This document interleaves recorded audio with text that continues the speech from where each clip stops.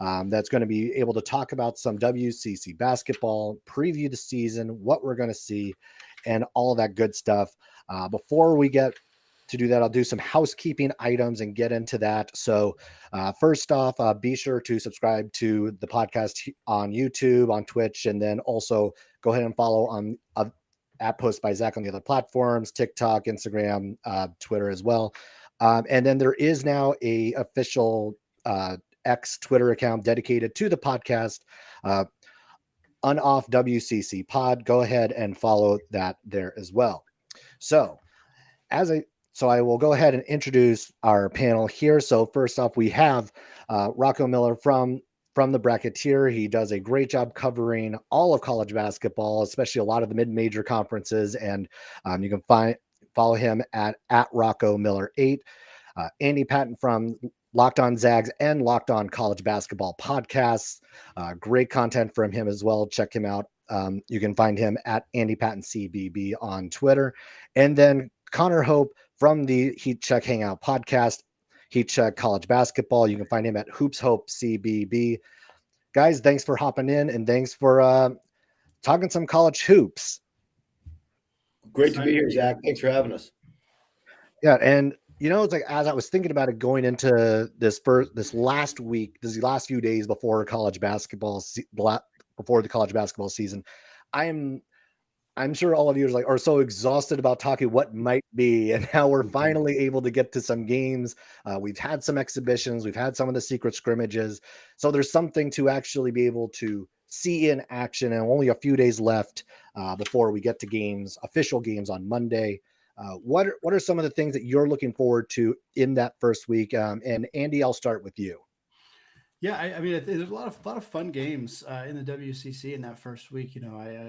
I was miffed a little bit by seeing that Gonzaga doesn't start their official season until Friday, giving us some time to watch some other college basketball games before the Zags get going officially against Yale on Friday. But I'm going to be going to that Portland Long Beach State game on Monday, first day of the season. I think that's a fun matchup between two solid West Coast programs, and I just think that this is going to be a really intriguing season in the WCC. Of course, no BYU. Gonzaga and St. Mary's look maybe as comparable as they've been in a really long time, just in terms of really kind of a 50-50 toss-up on who's going to win the league. And I think there's a lot of, we're not going to have that answer in week one, but I think it'll be fun to finally get some real basketball, see how those transfers look at Gonzaga and the other programs with transfers, see how St. Mary's adjusts to not having Logan Johnson and Kyle Bowen. And I think it's just, like you said, it's going to be exciting to finally be having real basketball to talk about and not scouring box scores from Gonzaga Baylor that may or may not be real and everything else that's been going on the last couple of weeks as we get ready for the season.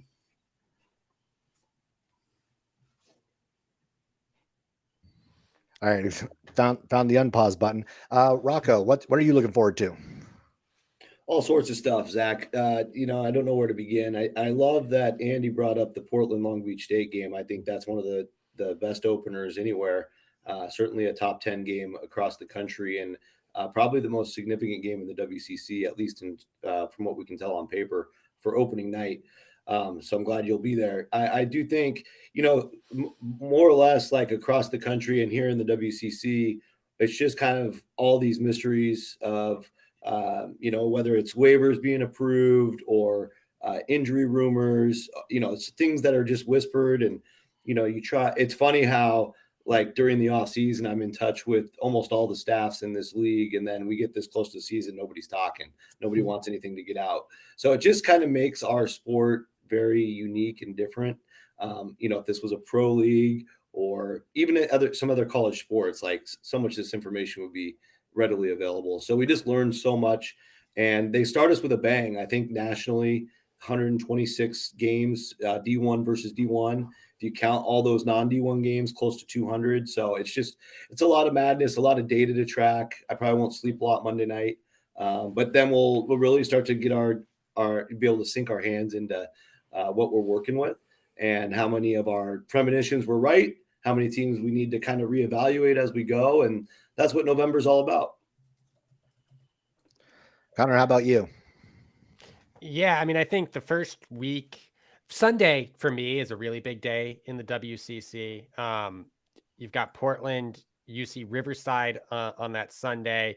You have San Francisco, Boise State, LMU, Yale, St. Mary's takes on Weber State, and I think is it Pepperdine who takes on Lafayette. I think all of those games are set up pretty well as litmus tests for where you expect those teams to finish, right? Pepperdine against Lafayette, one of those big ones where, Pepperdine has to win that game. I think Lafayette's not a great team, but it is a litmus test in terms of, is Pepperdine ready to take that step and become more respectable in the WCC?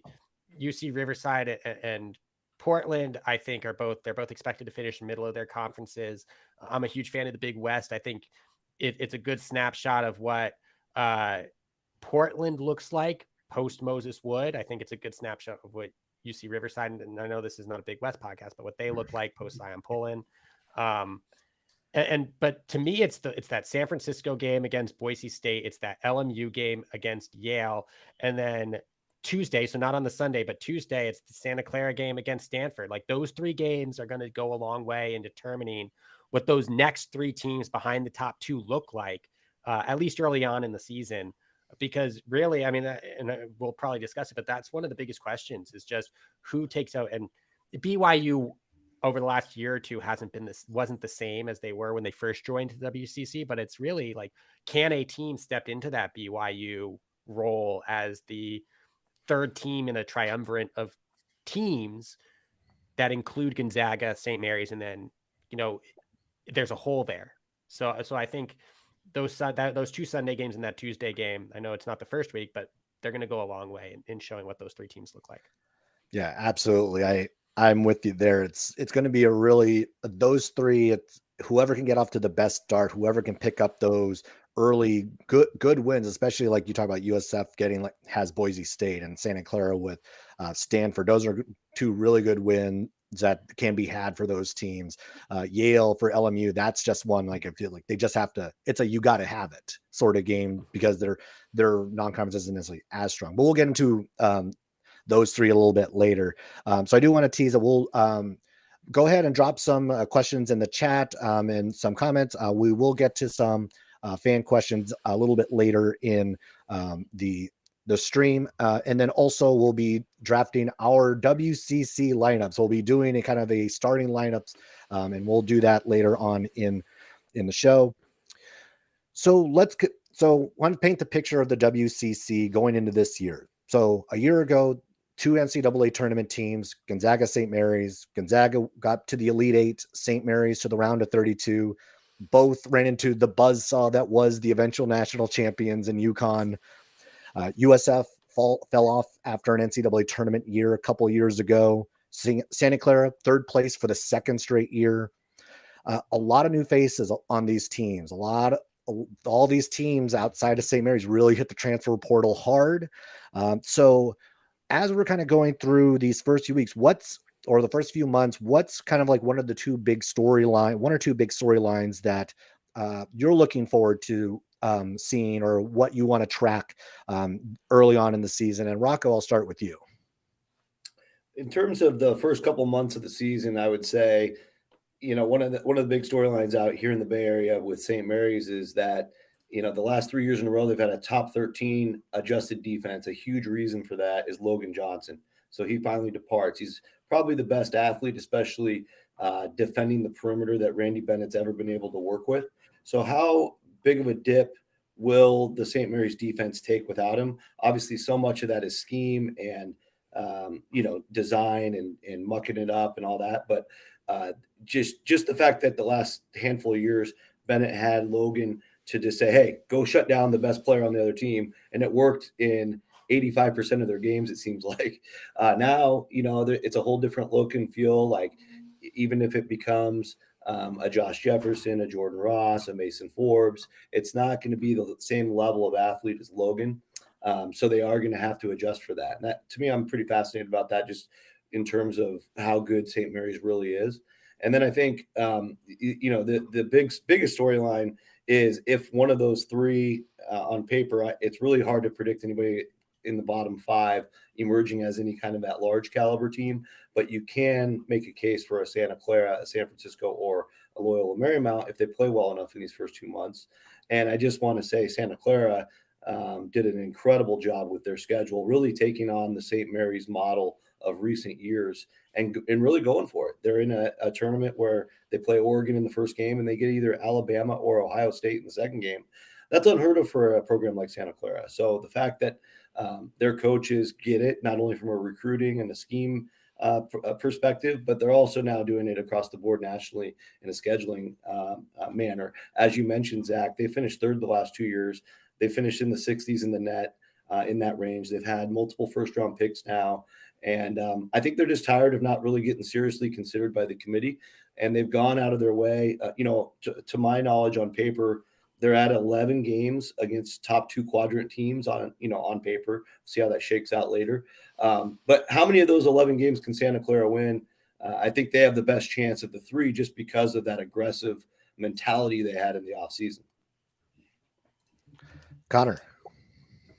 Yeah, for me, one of the biggest things I'm looking at is Santa Clara's backcourt, because you've had 2 straight lottery picks, or 2 straight, NBA picks in Pajemski and Jalen Williams, but it goes further than that, right? They had Trey Wirtz and Taj Eady for a while, KJ Fagan and Jared Brownridge, Matt Hauser was there.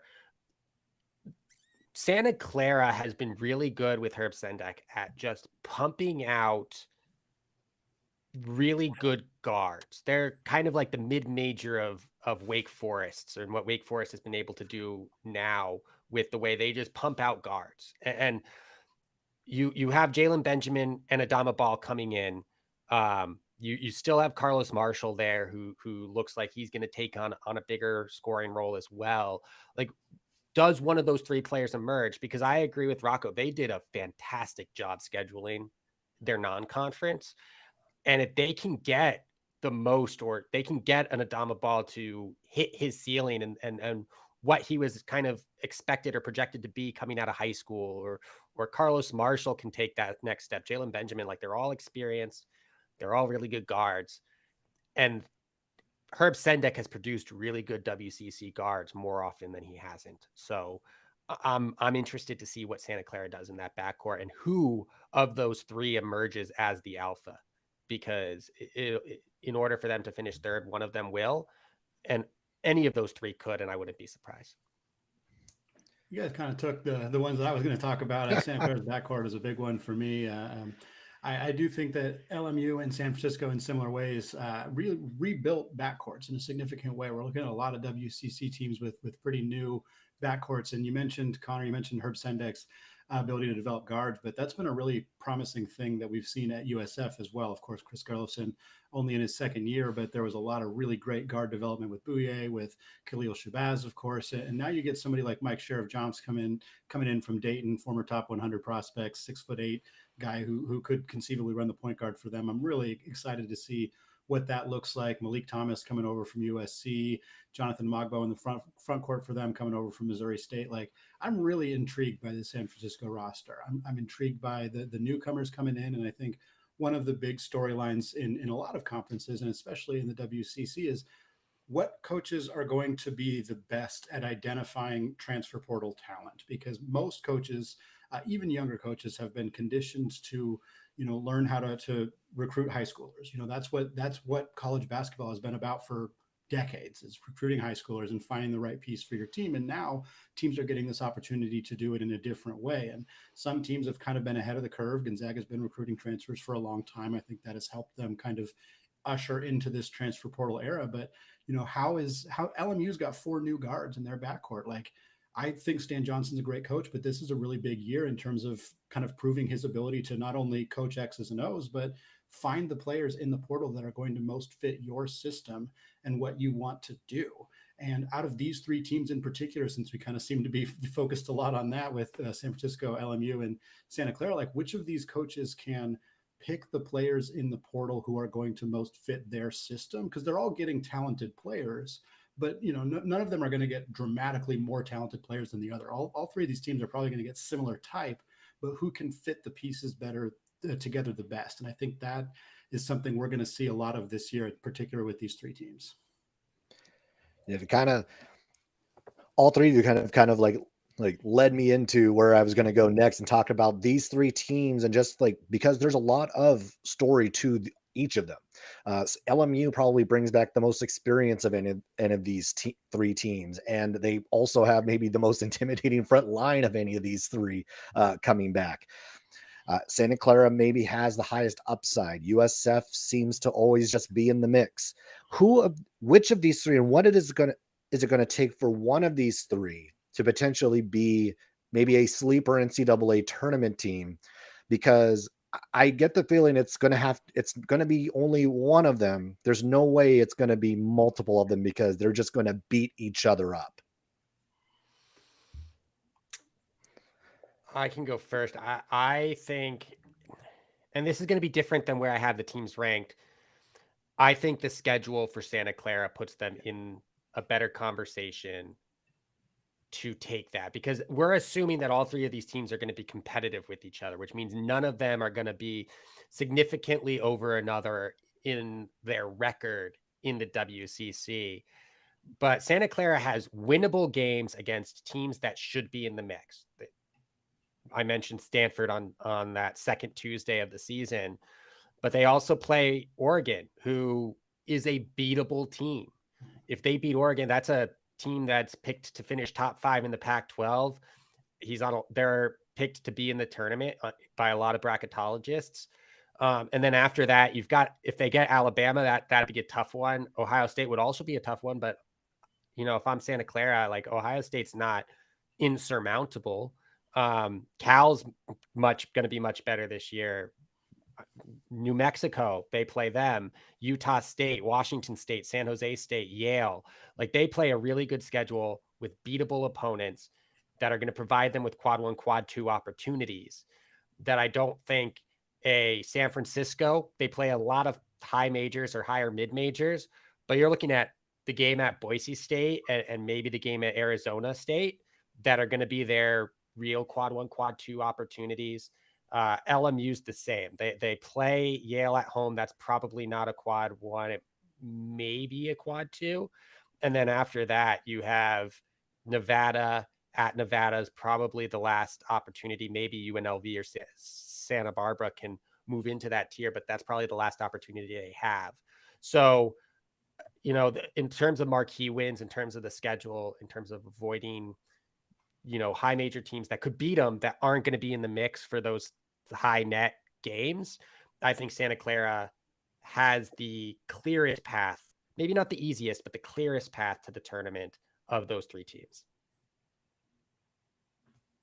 I agree. I think I probably prefer San Francisco, just in terms of, I really like the players they brought in. I kind of already touched on that recently, but I do agree that Santa Clara has put themselves in the best possible position to make the NCAA tournament, because San Francisco, even the year that they made it, they had to basically win every game in the non-conference in order to do that. They dropped to, was it Grand Canyon that they dropped to that year?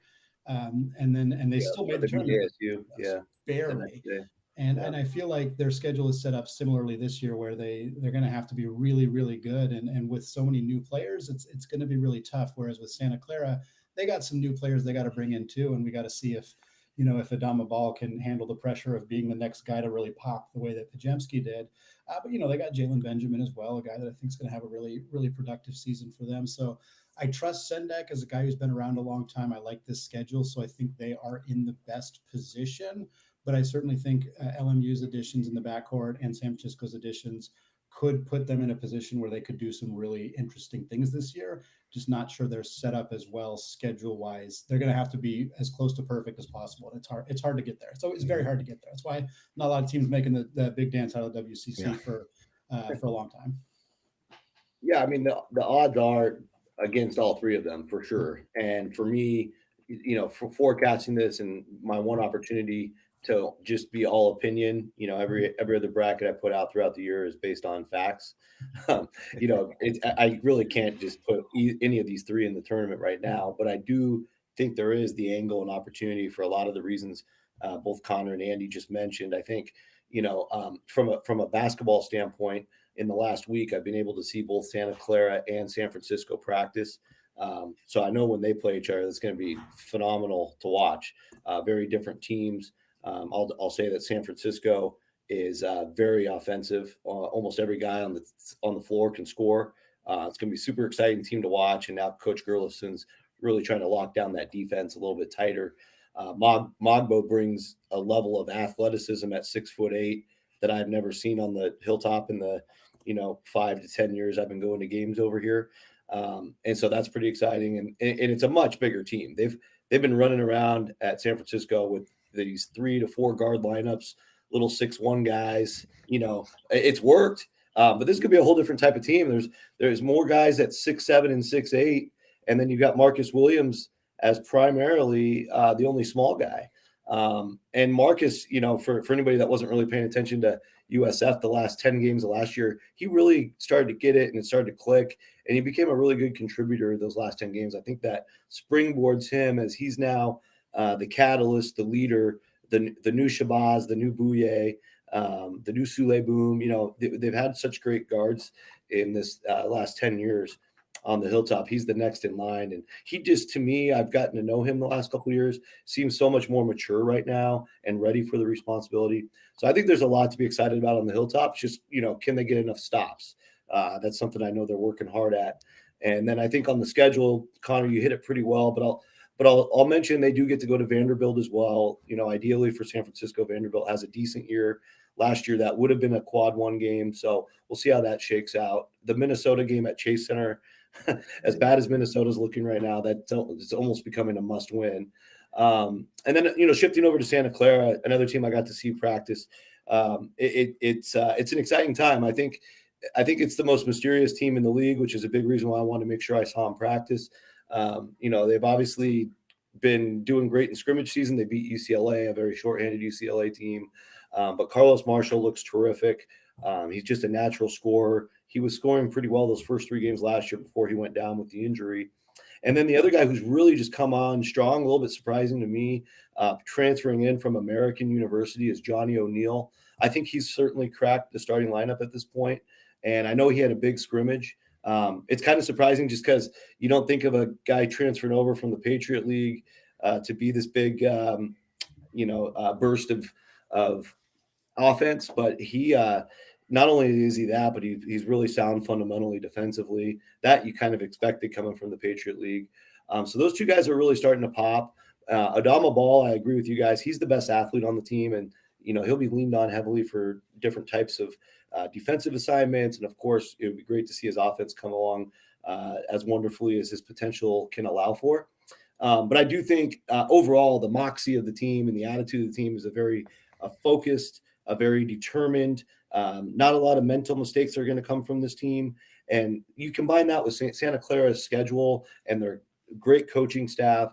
Herb's done a great job hiring a great assistant staff that I've become friends with. And those guys, they work extremely hard. So I do expect Santa Clara, if we are separating the margins, to find a way back into third. That's some of the margins that they're winning on. And then, Loyola Marymount, I did get a chance to talk to Stan Johnson at Media Day for a while. Just like you guys, I like the old age of this team, obviously mixing in some new pieces, but LePepe staying around and some key ingredients there. And I do think schedule-wise, the road game at Nevada is a big opportunity. UNLV is basically a road game. It's at one of those other Vegas arenas. I think Michelob Ultra. Both Nevada and UNLV have some upside themselves. The disappointment is LMU's not playing a Power 6 team, but metrically it could still shake out okay for them. They also get a really strong Colorado State team at home. So there are some opportunities within there as well for the Lions. And the one thing the Lions have that Santa Clara and San Francisco don't have is they actually beat the top 2 dogs last year. They won in the kennel and they beat St. Mary's at home. And San Francisco and Santa Clara can't claim that. Yeah. Great thoughts, everybody. Like that. I think I'm probably more on like the Santa Clara USF boat, mainly because, as you've all mentioned, the schedule. They grant themselves more opportunity. It does seem like LMU has to almost be perfect with the schedule that they have to have a shot, and then also still have to do maybe the impossible feat and try to beat Gonzaga and St. Mary's in the same season again. After last year. And also trying to figure out, you don't have Cam Shelton anymore. I do really I do think that we're going to get some nice things out of Justice Hill coming in for LMU. Like just 2 years ago, he was on that 30-win Murray State team. So I do think that there's some potential there in addition to some of the other guys you've already talked about. And so as we've kind of talked about, like that Santa Clara is probably the one we all kind of think is maybe has the best shot at making that leap. Would be their first NCAA tournament since 96. So long time, long wait for the Broncos. So what's maybe a story, or who was a player that maybe we haven't been talking enough about heading into the season, maybe something that's been going a little bit under the radar? And Andy, I'll start with you. Ooh, start with me as I'm scrambling to look to try to think who could qualify for this. Oh, actually, I do have one. A guy that I meant to talk about in an episode we did of Locked On College Basketball, where we were talking about, kind of under the radar freshmen who are going to make a potential sophomore leap in their second season. And so for me, that would be Juan Sebastian Gorosito, who I think is going to step into a starting role for the Pilots. A guy who played 22.5 minutes per game last year, 7 points. Was a really, really good three-point shooter, just under 40%. Stepping into his sophomore year, obviously Portland kind of funnels everything through Tyler Robertson. He's their do-it-all jackknife, all WCC, almost certainly type of player. I cannot believe he's still in college basketball. It feels like he's been around forever, but they don't have Moses Wood anymore. We talked about that earlier. And so they certainly are missing some of that floor spacing, some shooting. And I saw Portland a handful of times last year. I live close to campus, and Gorosito was a guy that really impressed me with kind of the energy he brought off the bench and seemed to kind of really have a strong grasp of the team and the system that they were running under Coach Leggins. And I expect him to take on a much bigger role this year. I think the depth at UP is a bit questionable. A lot of freshmen, a lot of guys who haven't played before. So I wouldn't be surprised to see him play, maybe close to 30 minutes a night. And again, Leggins and UP have developed guards very well. And he's certainly not the same type of player as Robertson. He's a lot smaller, a lot thinner, but a guy who I think his outside shooting and what we saw from him last year could lead to him having a really successful sophomore year. Yeah, I'll go with Tyler Beard at Pacific. First of all, nobody really talks about Pacific, so I guess I can pick any player. But I'll represent for the Tigers today. They lose Ivy Curry and Boone, and the Pacific program. I do think they work really hard, and they do more with less. So it's kind of like the theme of WCC Media Day. Everybody was kind of whispering about them behind the scenes. But Beard, as the four of us know, has that capability to go from a 9-point per game score anywhere to the high teens and really be a catalyst for them. I don't know if their offense will allow him to. It's why I won't predict what his averages will be. But I do think if I do expect Pacific to at least be 7th place this year. It's hard for me to put Pepperdine or San Diego above them. We can cover them in a little bit, but I do think Pacific's got the upside to knock off a Portland, certainly, and potentially even the 3 that we discussed as tournament caliber teams, because they play so tough.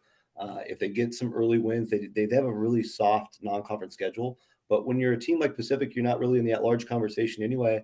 That's going to actually help them a little bit and gain some confidence. They could come into league play with 10 or more wins, which I think would, whether it's warranted or not, that could actually give them some great confidence going into league play. A guy like Tyler Beard's going to need to lead the charge, with others like Judson Martindale, Donovan Williams, Mo Odom, and the crew over there. But yeah, just a really solid player that if he has some nice numbers could play his way onto all conference. My breakout player in the conference this year is Joshua Jefferson, but I'm sure we'll talk about him later. I don't know if he's going under the radar. I think people just kind of forget that he's still in college basketball, but I think Ethan Anderson going to Pepperdine is huge for that offense, because you're talking about an offense that was middle, bottom half, middle of the pack when it came to assist rate. They only assisted on 50% of their made shots. You watch Pepperdine at times last year, and their offense just could often look a little bit discombobulated. And Ethan Anderson, when he was at USC, had a really good assist. Like, he was a willing passer, could set the table for his teammates. I know things didn't necessarily go the way that he wanted to scoring wise at Wyoming. Wyoming had a pretty bad year last year, but he comes in with high major pedigree. You put him at the point guard and allow some of these other players for Pepperdine to really work around Anderson. You can free up Houston Millette off the ball. Javon Porter, who I know everyone looks at as one of the best pro prospects in the conference, can get some passes. Boubacar Coulibaly can get, like, Ethan Anderson's going to set the table for this offense. And if Pepperdine is going to be competitive in the middle of this conference, I think it's going to be because they finally have what I view as a really steady hand at the point guard position, not to take away from what Mike Mitchell did, not to take away from Millette's ability to play the guard position. But I think Ethan Anderson, if for nothing else, he is that steady hand that can be a floor general for you, especially at the WCC level. I really like that pull. I think that's one of the things that Pepperdine had been missing for a while. It's that steadying hand, that senior leadership that they've been such a young team the last couple of years. It's been, I think, a challenge for them to really find that stability. So I like that pull. The one I'm going to go with, I'm really interested to see the rebound season for Chris Austin, coming off the devastating injury at the end of the season 2 years ago. All reports seem that he's back, he's healthy, and kind of all forget that this is a guy who was a 15, 16 point per game scorer there for Portland a couple of years ago. And this is a guy who can light it up. And if, along with Gorosito and Tyler Robertson, like, you start to have kind of a little bit of a three-headed monster there in Portland. And yes, that Portland team still lacks some size and still needs to kind of figure some things out, but I don't think this team's going to have any trouble scoring the basketball. And Chris Austin is going to be one of those key pieces. Definitely can't overlook him up at Portland. Good call. I was actually going to use him, but Andy already used a Portland player, so I shifted. yeah, that Portland team is going to be interesting to watch. I mean, obviously, like we saw there was some potential early last year, and then injuries and other things just kind of unraveled that Portland team a year ago. But we'll see what Shante can pull out in year 3 up on the Bluff. So one of the big conversations that obviously some of the news that broke out just a week ago was the updates to the NIT. And this potentially could have an impact on the WCC with the change that there's going to be now auto bids for the Power 6 conferences into the NIT. And they will be dropping the auto bid being not the regular season champions of the leagues that don't make the NCAA tournament, the teams that don't make the tournament. What just some like initial thoughts, or like, because I know like all of us were tweeting about just how upset almost all of us were about the changes and how this impacts the lower leagues. Rocco, I'll start with you because you have contact with a lot of all three of you have contact with a lot of the coaches about what this looks like. And Rocco, I'll start with you. What have you been hearing? What were your initial thoughts? Initially, from a math standpoint, the 32 team field is, from a WCC's perspective, because I've got texts from coaches last year that didn't get in. Nobody got in last year except Santa Clara. So it was like, what can we do to get in the NIT? And I'm like, well, if they expand to 48, you can get in, but the math doesn't work. So now that the fact that they're going to give 12 auto bids away, 2 per Power 6 leagues, at least for this season, the numbers are shrinking even further. So those 3 teams we talked about that we all like as potential third place teams, maybe the math shrinks even more this year and they all get boxed out. I mean, that could theoretically happen. Last year, if you look at the net, not that it's a perfectly net scenario, you had to be about top 70 to feel good about your chances. And of course, teams like San Francisco and BYU were well outside of that. And so just initially from the WCC standpoint, that's the standpoint. The bigger picture is, I think we all get it as college basketball community fans, whatever your role is in the sport, that if you're a power conference supporter and your team misses the actual tournament, unless you're like picked 15th in the ACC, like Louisville or somebody, even Louisville, they wouldn't care about playing in the NIT. Almost every single power school would be disappointed to play in the NIT. So that shuts off the majority of those fans. I can't remember paying that much attention to the NIT unless it's a team I have a close relationship, like a team out here in the West.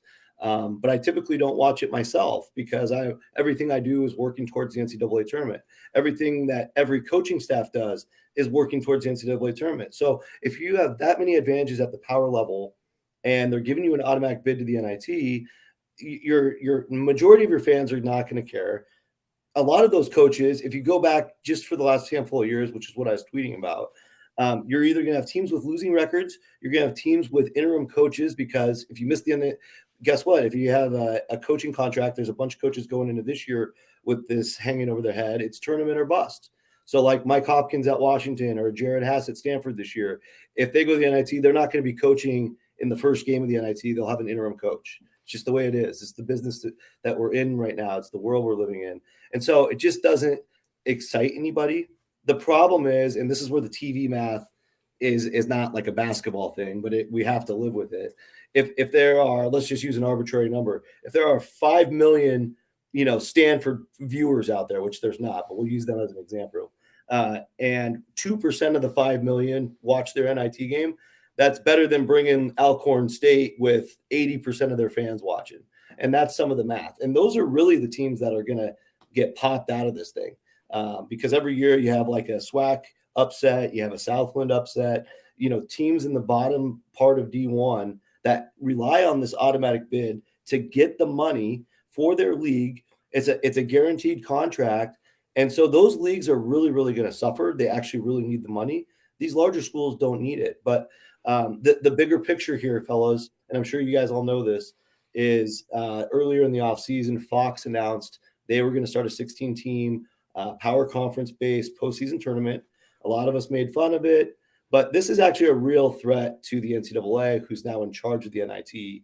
And so, as Dan Gavitt said yesterday, the move here is to preemptively get in front of that Fox threat. They want to make sure they're getting the best teams from each of these leagues into their tournament and not going to the Fox tournament. And this was one way to kind of get ahead of that.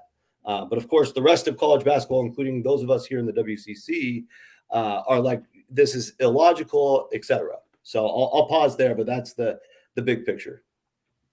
Yeah, I spoke with. Go ahead, Connor. I didn't say anything. I think. Oh, you didn't say anything? Okay, I'll go then. Sorry, my bad. I spoke with Darius Nichols, the head coach of Radford in the Big South, just on today's episode, Thursday's episode of Locked On College Basketball Podcast, and I talked to him about this, and he basically said a lot of what you just said, Rocco. He basically said it felt like the NIT was fixing a problem that didn't exist and creating more problems, because now, like you said, that we're going to have teams in Power 5 teams that don't care about being in the NIT, and Power 5 players. If you went to Oregon or Stanford or wherever, and you didn't make the NCAA tournament, like some of those guys are going to want to be entering the portal. And with the way that the window is set up right now, like those guys may not even play in the NIT. So like, who's going to want to watch, Washington without Mike Hopkins and without, 3 of their guys, because those guys are going to enter the transfer portal and they don't want to, risk getting hurt or playing in a game like that. And so you're going to have this team that the fan base doesn't want to watch. The coach may not even be there. Some of the players may not even be there. And that team's going to be there instead of Santa Clara, who probably could have won the whole dang thing.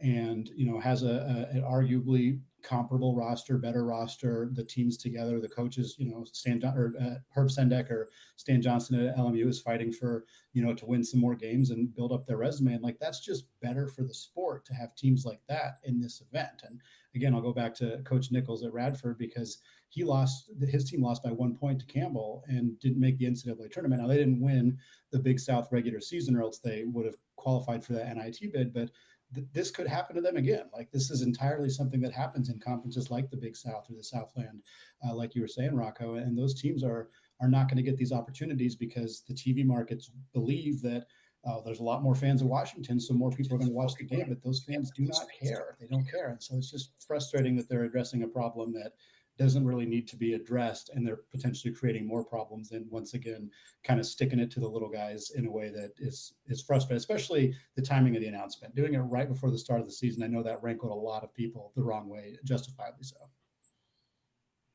Yeah, exactly. And I think, just one further point on that is it's rewarding teams based on some arbitrary metric for television dollars and not on their merits. I think the 99% of college basketball community would much rather see a 26-win team from a small league that had an incredible year and they just had one bad weekend where they didn't win their conference tournament, and see if they can go out and beat like Alabama in the first round. Like, the last year of Avery Johnson, they lost to Norfolk State in the first round.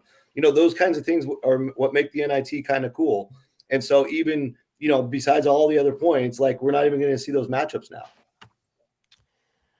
I'm going to play a little bit of devil's advocate because I'm torn between not liking the decision and really wanting it to pan out. And the reason I say that is it's still rumblings, right? Nothing clear cut has come out yet, but there's still rumblings. And I know Fran Fraschilla and a bunch of other talking heads have said that, there's a real possibility that the top conferences in college basketball, top conferences in college, but like the top conferences in college basketball split away, right? And you'll leave all these players, not just out of the NIT, but also out of the NCAA tournament or whatever they call it, right? And part of me wants this NIT thing to work out for those big conferences. If there's any shot that maybe puts to bed their desire to break away now that they can maybe get more teams into the NIT and maybe get more dollars. Now, do I think it will? No, I don't think it'll work out. I think that the desire for them to get more money is still going to be there. If they were thinking about breaking away last week, they're going to still think about breaking away after this season. But like, that's where I'm torn. Like, if this really works out and you get 10 additional or whatever, it's going to be 10 to 12 additional high major conferences teams that agree to go to the NIT and it works out and they get more money and whatnot, maybe that lessens those rumblings. But again, you're cutting out teams that would already be cut out in the first place if you were to just break away. So that's where I'm torn. Like, I'm not saying that I think it works out or I think it's good, but I'm like kind of hoping that it does what I hope it does, which is at least appease those top 6 conferences when it comes to their desire to get more money out of the college basketball postseason. We can continue to have this conversation forever and ever. I feel like we could definitely like spend another 30 minutes to an hour talking about this, but I do want us to kind of like move on a little bit more. I mean, we'll see like if what happens with the NIT, if what actually shakes out, what ends up being the official word on all of this. I too was very disappointed in the decision, but we'll see how this all breaks out. So I do want to get to a couple of questions that we did receive on Twitter just in the last couple of days. So I'm going to start with this one from someone, actually, some of us may know, Tristan Freeman over at Busting Brackets at Hoopsnut351. Are there any viable candidates to either be on the hot seat or lead the WCC for another job after the season? Well, interesting question. I would say, just starting with the top of the league, Randy Bennett gets his name thrown in there, especially after what he's done the last few years. But it would just take an incredible offer to get him away from Moraga. He's not going to, good chance Stanford opens, for example. I'm pretty confident he would turn that down. It would have to be a premier college basketball job. He's already got St. Mary's in the top 25 on a regular basis now, if not even better. So that's a start. Another guy is Stan Johnson at Loyola Marymount. If Loyola Marymount makes the tournament, I can almost guarantee you, if he gets interviewed, he's gone. Like, he definitely wants to get into Power 5. This is just my opinion, no inside info on that. But one that would make sense to me is there's some rumors of Bobby Hurley. Whether Arizona State has a good year or a bad year, moving on after this year, that to me would be a perfect fit for Stan Johnson to take and jump into the best conference in the sport in the Big 12 next year. So keep your eye on that. If Loyola they do have to have a great year for that to be a possibility.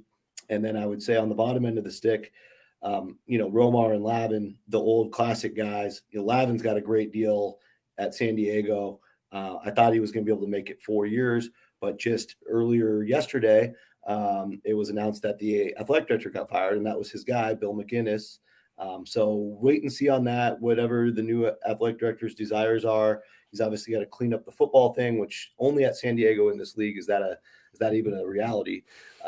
But then, I just really have been underwhelmed with San Diego's unwillingness, ever since this offseason started to take a transfer player portal.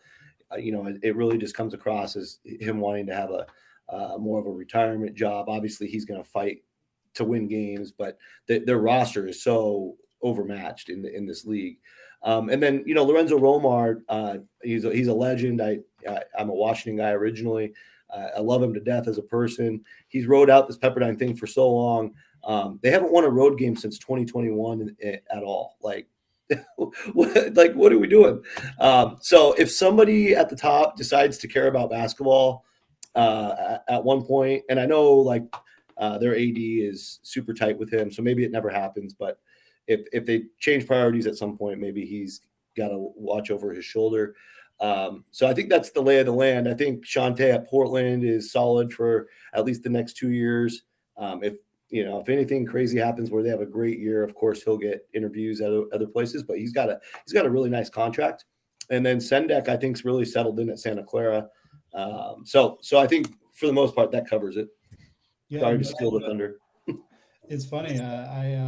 We talked about this on the Locked On College Basketball podcast. We did our WCC preview.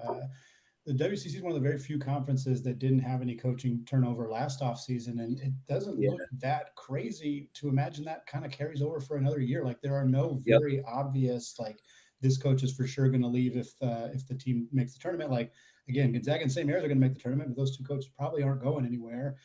Gerlofson hasn't been at USF long enough. Stan Johnson, I think, is one of the more likely jump candidates if LMU pops. And kind of echoing what Rocco said, I don't think there are any coaches at the bottom that seat is all that warm because Lavin's pretty new there. I think Leonard Perry's done a good job. I think Romar is going to ride it out as long as they let him ride it out. So it's kind of a conference in a weird spot where there are some very good teams. There are some not so good teams, but there aren't really any obvious coaching moves that look like they're going to happen this offseason. We might be going to next year. We might go into a third straight year with the exact same group of coaches, which I have to imagine is pretty darn unprecedented in any conference in college basketball. I agree. Yeah. Yeah, I think it's saying something where the top three who would be jump candidates are all probably in it for the long haul, all settled into their programs, and the bottom two that would be on the hot seat are also, you got Romar and Lavin, who I think are pretty settled in. Lavin again is new. Romar hasn't been the greatest, but Pepperdine hasn't really shown any inclination that they're going to move on from Romar. And the top three, if a coach were to be in a position to jump, and granted, Stan Johnson could if he makes it to the NCAA tournament, because that would mean he would have finished in the top 4 in the WCC 3 of the 4 years, made the tournament. It's kind of like almost like a Todd Golden type of ascension. But the top 3 that would be desired right now by those high majors are Sendek, Bennett, and Few, and they're not moving on. So I agree with Andy. I think we're looking at a third straight year next year with the same, 9 coaches now in the WCC. All right, so that would move on. Just looking at our clock, so we're going to dive into our WCC draft here, and so I've already gone ahead and randomized the order so of how we're going to do this. I'm going to actually pull up our new order, and first up on this draft is going to be, let's see, where did I put it? Here we go. And it is going to be Connor. You have the first pick. It'll be me, Andy, then myself, and Rocco. So we'll do this in snake order. So Rocco will have picks 4 and 5 in this one. So we'll do it in that order. Am I explaining the picks or just picking one? Quick explanation of the pick, and some, especially these early ones, might be pretty obvious. Yeah, I mean, I'm between two guards. I think it's pretty obvious. I think I'm going to go Aiden Mahaney. Yeah, I'm going to go with Ryan Nembhard. Why not? Because once I saw my name was second, I was like, great, I'm going to get one of the two guards, and we'll see who Connor takes. A lot of good bigs. I'm sure they won't come back to me, but got to go with Nembhard. Yeah, this one is where it gets hard. I feel like 1-2 seemed really obvious at number at 3. I'm going to go with the. There aren't too many big guys in this league. I'm going Mitchell Saxon at the center spot. All right. Yeah. Well, that makes it interesting for sure. I don't know what the criteria is in terms of, points per game or fantasy or what we're going off of, but but I'll just roll with it. I think Tyler Robertson, he's going to be a volume guy at Portland, pretty dependable there in the system they're in. And then I will also go out on a limb here, and I think I'm going to take same philosophy. I'll take Houston Millette from Pepperdine, who is pretty guaranteed to fill it up as well. Yeah, I like the high ceiling guys that are going with there. So rounding it back, thinking about the roster I have, and I would have actually probably gone Robertson fairly soon. But you know what? I need the 4. I'm taking Anton Watson. I'm taking him off the board right now. Maybe one of the best defenders in the league. I like see Andy just be like, no. I didn't want to go back-to-back Zags, so I'm a little relieved that you took Watson, because I was absolutely going to take him if he was still on the table. I thought that was the right spot for him, but there is another Zag I feel fairly confident I could take here, but I'm going to pass on him. I'm going to go give some floor spacing in the front court. I'm going to go with Javon Porter. I think he's the upside is really tantalizing, and the floor is a little bit lower with him than it might be with some of the other guys that are available at this spot. But I think he's going to put up big numbers, and I just really like the skill set that he would bring to this roster. Well, then I'll go with the other Zag. I'm going to go with Graham Ike. Mm-hmm. I think pairing him with Mahaney, you've got one of the top 2 guards in the conference. You've got one of the top bigs in the conference. I like that.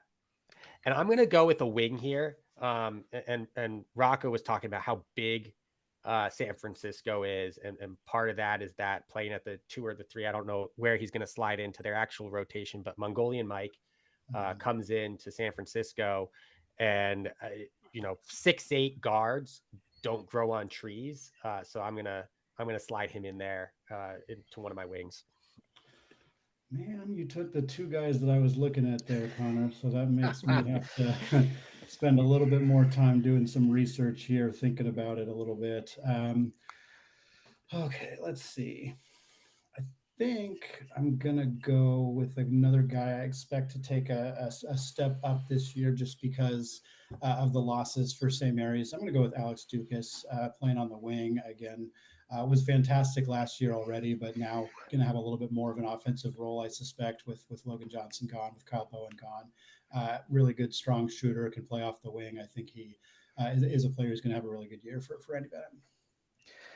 Man, now it's actually getting a little tougher here, actually, because I was thinking Dukas, I was thinking Mongolian Mike. Man. So, especially considering I've already got some size here, I'm going to actually go out and grab Juice Hill from LMU. I think that's a senior guy who knows how to win big ball games, can run the floors, run an offense. I'm going with Justice Hill. Okay, well, I'll take some real beef in Kelly LePepe. There you go. And for obvious reasons, we'll let Robertson and Millette go float around while LePepe cleans up the garbage. And then, like I said earlier, I think clearly one of Santa Clara's leaders, maybe their leading scorer, we'll find out. Carlos Marshall, certainly too good to pass up at this point. All right, I've got to start to fill out my guards and my wings. And, this one might be a little bit of maybe not a huge stretch, but I like what his upside is going to be this year. Actually, Now I was going back and forth. You know what? I'm also going to kind of stretch this out a little bit because I do need some wing help. I'm going with Adama Ball at this point. Like I need. Obviously, we know the high upside. If he can reach his potential, that's going to be one of the better players in the league. Adama Ball's a really good pick there. I like that. Trying to decide if I want to go with some. There's not a lot of like big size, not a lot of big rim protection in the league, which is what I'm trying. There's a few guys that could maybe fill that role because that's kind of what I'm lacking on my team. But I'm also considering just going for it and having a bunch of shooting on this roster. And I think that might be what I do here. I'll figure out the center position later, but give me Steel Venters, a guy who he doesn't do much but shoot the ball, but he's really darn good at shooting the basketball. And I think he's going to fill that role admirably for Gonzaga. And I think on this roster, having a couple wings who can space the floor, big men who can space the floor, we're going to shoot the crap out of the basketball on this team here. I'm gonna, I guess my next pick, I'm gonna pair another guard who can handle point guard duties alongside Mahaney. I don't really think either of them in this construct are going to be the primary point guard, but I like Nolan Hickman this year, and I think he's going to be really good. So I'm going to go Hickman there, and I'm going to put my money where my mouth is. So my fifth pick, and this is going to be a stretch, is going to be Joshua Jefferson. Nice. I like it. Okay, I need some size, some actual size on this roster. A lot of floor spacing, not a ton of size. So for me, I'm going to go with a guy that I spoke with Coach Chris Gerlofson earlier in the offseason, and he was very excited about a lot of the new guys joining the roster, as you'd expect, but really talked very admirably about Jonathan Mogbo. And he's 6'8". He's not a huge guy. There's certainly some bigger players in this league that might have fit that center role a little bit better, but 7 rebounds per game last year. He's a really, really good defensive player. That's what Gerlofson's really excited about with him. And I think he's a guy who's going to do more for San Francisco than I think a lot of people are expecting him to. Nice pick. Nice pick. Like the Mogbo pick. All right, so got to wrap this up. So I've got my 2 big men. I've got my point guard, got a wing. So I can play a little bit of going one way or another. But a guy that we haven't talked a whole lot about, a guy that I think has pretty high upside going into the year. I'm going with Augustas Marciulionis here because I think that he's going to have that breakout season paired next to Mahaney. But with this group, it's like with Hill and Marciulionis, I like those two together because we've started to see that he's starting to be more assertive, and I think we're going to see some big things from him this year. Excellent. And then am I doing the last pick only then? Yep, you got the last pick. Okay. I might have missed it, but hopefully he's still available. I would like to take Marcus Williams from San Francisco. Is that a possibility? Yep. He's still there. Right. Yeah. So Marcus, as I said earlier, already spoke glowingly about him, much more mature player. He's getting the keys to the car. I need a point guard. It's a no-brainer decision. All right. So as you can see there's our starting 5. I'll put out the whole screenshot on Twitter a little bit later, and you can tell us who actually picked the best starting 5. So drop it in the comments, and I'll be sure to put it on Twitter as well. All right. So as we talked about those starting 5s, we know that we'll get to the 2 big boys. We'll talk about Gonzaga, St. Mary's, because these 2 we know are going to be at the top of the league. We know that this is going to be maybe the closest these 2 teams have been in a long time. Even on a talent front, they might be as close as they've been in a while. So going into this year, the coaches picked St. Mary's by the slimmest of margins. We've seen a number of publications go back and forth on these 2. Who wins this league, and what is the difference in this margin between Gonzaga and St. Mary's? And Connor, I'll start with you. I have them so close together. I'm going to go Gonzaga by the slimmest of margins.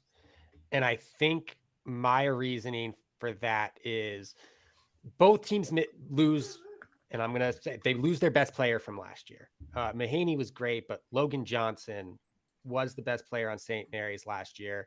Obviously, Gonzaga loses Drew Timme. They also lose Strother. Kyle Bowen wasn't the second best player on St. Mary's. So, but I feel more confident about the pieces that have come in to replace what Gonzaga has lost than I do St. Mary's. Not that I don't think St. Mary's replacement pieces or the players that are Joshua Jefferson, Mark Julionis are going to be great. They're going to be great. But if there's a question mark for St. Mary's, that's it. The floor for guys like EK, if he stays healthy, Steele Venters as a shooter on the wing, to me is more secure for Gonzaga. So I think they end up tying, but I can't really say that. So I'm going to say Gonzaga probably wins out. They're probably going to be a seed line or two higher than St. Mary's. It's not going to be a far drop between the two of them, but I'm going to take the ceiling of Gonzaga over St. Mary's. Andy. All right, I'll go Gonzaga too. I think here's my reasoning for it. Both teams are considerably better than everybody else in the league, but what it's going to come down to, if there is a difference, because I'm assuming they're going to split, is who's going to lose to somebody else. And obviously we saw Gonzaga look more beatable. Obviously they did get beat. They got beat by LMU for the first time in Spokane since 1991. But to me, I think St. Mary's, in part stylistically, because they play that slower offense, I think they're a little bit more prone to potentially getting upset by teams like San Francisco and Santa Clara and LMU. And I think talent-wise, they're basically equal. I agree with Connor on that, but I think there's just a slightly higher likelihood that St. Mary's drops the game to a team that's not quite as good as them than Gonzaga. Gonzaga's bench is absolutely a concern. They're probably only going to have one player coming off the bench who has ever played Division I basketball before. I expect that to be Ben Gregg, but everybody else hasn't played at that level. But Mark Few also doesn't really play his bench very much. So I think being overly concerned about bench depth for a coach who ranks like in the 330s in terms of bench minutes isn't something that I'm as concerned about. Certainly you'll need to see a leap from Hickman like Connor talked about, but I think that there's a slightly better chance that St. Mary's drops the game they shouldn't than Gonzaga. But there's no way in my mind that this standings aren't within a game of each other between these two teams. Pretty close to both of you guys. I've already been on a few programs predicting a co-championship. It's really hard not to, and I know, Connor, you were avoiding that. But I mean, it's just logical. Last year we saw something interesting happen because they both lost to LMU, but they did split on each other's home floor. So no matter how you slice it, they still shared the championship. Of course, St. Mary's got the 1 seed, and then Gonzaga blew them out of the Orleans Arena in the championship game. That was a big letdown of if you wanted to see a close game. But I agree, stylistically, Gonzaga's got another gear they can go to offensively, as they always have. And Gonzaga plays a national schedule, so between the Maui Invitational, a bunch of marquee games, I know UConn's out there and others, they're going to pick up some big national wins along the way before we get to league play.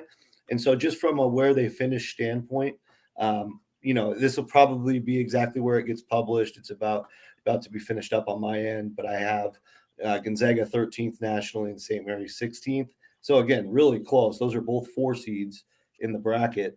But Gonzaga just a notch above. And I agree as well. Like, if one of them is going to lose to anybody else in the league, St. Mary's, to a degree, just from the athleticism standpoint, if they go cold, they can make up for it usually with defense. But, we saw them lose a couple early games last year to Colorado State, New Mexico at home. You would like to think Santa Clara, San Francisco, Loyola Marymount are on that level. I'm not going to predict that. I think they probably just both lose one, but we'll see how it shakes out, and that's what makes it fun. And I think I agree with all of you. I also picked Gonzaga. As much as it pained me to pick Gonzaga, I still went with the fact that by the slimmest of margins, I feel like that they'll pick it up toward the end of the season. We saw Gonzaga get stronger as the season went on, the second half of conference play last year. After the loss to LMU, after the scare at Pacific, we saw them start to play better and better as the year went along. Yes, there's no Drew Timme. Yes, there's no Julian Strother, but they have the point guard that they didn't have a year ago. And between Ryan Ebhard, Nolan Hickman going to the 2, which I think is going to really greatly benefit him. If Graham Ike is healthy, this team does have the pieces to win the league again. And it will be, if it does happen, it'll be by the slimmest of margins between these two. So just, I guess one last thing before we head out. What's the one game next week that you're all looking forward to? What's the one you've circled in the first week of the season? I can start. I'll just say St. Mary's versus New Mexico Thursday night, because I'm 90% sure I'll be there. So I've already got to start preparing for it. I've been talking to people down in New Mexico. I'm right next to St. Mary's. Zach, I know that's probably the one you would pick, so sorry to steal your thunder. But they have another good game on Sunday. You can't overlook that Big Sky team that's coming on Sunday. But that will be exciting, because New Mexico, I think if they can reach their potential later this year, that will look like a really good win on paper. St. Mary's might actually be catching a break if Jalen House is not back. And but they are concerned about Donovan Dent, who's a very, very incredible asset to have on your bench, which the Lobos have. So St. Mary's right out of the gate, they're going to have to be prepared, much like they had to be last year when they started with Oral Roberts and North Texas and Hofstra. I'll go with Gonzaga Yale, and it's kind of the obvious pick, just in terms of as being somebody who covers the Zags on a daily basis. But obviously, Yale is kind of. I talked about this recently as somebody who's kind of fascinated by scheduling Gonzaga because of the unique position they're in. They basically only schedule non-conference games against super elite teams or incredibly bad teams. And I think that Yale and Washington were the only two teams between Ken Palm's 29 and 220, I believe is what it was. Every other team was basically well below that, or of course a top 30 team in the country. And Yale's kind of one of the few counterexamples. And it's kind of reminds me a little bit of the Kent State game last year, where they played a very good mid-major opponent, and that team kind of gave them a bit of a scare. And I think Mark Few said, like, yeah, Kent State looks like a Sweet 16 caliber team, and they didn't end up getting there, but really talented team last year. And Yale returns, I think, 4 double-digit scores from last year. Really solid program, and I think one of the more intriguing and challenging first games of the season that I can remember Gonzaga playing in a pretty long time. So not to duplicate, because those. So I'm going to say Pacific at Cal. Part of this is not even WCC related. I just want to see how good Cal actually is versus how good we think they will be. I'm probably going to bring my son there. So that should be fun. But again, it's also a look into, can Leonard Perry get this team back to where Damon Stoudemire left it, right? Showed improvement last year. Can he show improvement again against a Cal team that projects to be much closer to the middle of the Pac-12 than they have been over the last 5 years? So I think that one, especially for, between two Northern California teams, I think is going to be a really good litmus test for both teams. And it's going to be pretty fun to watch. I like that pick. Like, I think that's going to be really fascinating to see just how Pacific can really kind of get going in this early part of the season. We know there's some talent there, and it'll be interesting to see if they can start to put it together. So I'm going to go with one last one. I'm going USF Boise State. Huge. This is a huge game for USF. This is that first week of the season. This is the one they can write on their NCAA tournament resume. If they can get this one, I believe they're on neutral side. I believe they're in Idaho Falls playing boys, or are they out? No, I think they're actually on campus. They're in Boise. Yeah, that's right. They're in Boise. I knew like there was a couple, because a few WCC teams are playing Boise, and like some of them are neutral, some of them are in at Boise. St. Mary's will play them in Idaho Falls later in the year. That's what it is. USF at Boise. That's going to be a really fascinating test for them against a team that went to the NCAA tournament a year ago. A lot of new pieces. So what USF can do in that first one, seeing Mongolian Mike in his first week of play for the Dons, it'll be fascinating to watch that one. That'll be fun next Sunday. All right. So thanks to Connor, thanks to Andy, thanks to Rocco for hopping on to talk some WCC hoops, to preview the season. We're only a couple days away from the start of of games actually being played, real games being played. I want to thank all of you for hopping on one more time. And yeah, I'm sure I'll catch you all down the road. Thanks for having us. Yeah, thank you.